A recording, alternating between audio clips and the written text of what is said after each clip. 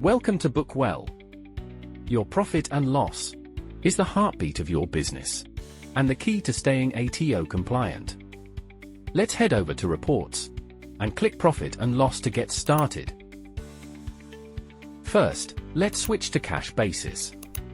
This is what most Aussie small businesses use for their quarterly BAS lodgement to see the actual money in and out.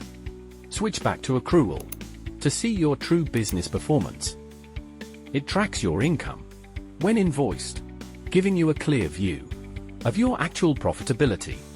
Check other revenue for items like government grants. Ensure they are coded as GST-free so you don't overpay tax to the ATO. The ATO is very strict on contractors. Use this view to verify payments and stay ready for your annual TPAR reporting. Review your bank fees to separate any loan interest. Coding this correctly ensures you're claiming the maximum tax deductions. Don't forget depreciation. Capture your instant asset write-offs before the financial year ends. Every deduction counts. Once fully reconciled, simply hit Export.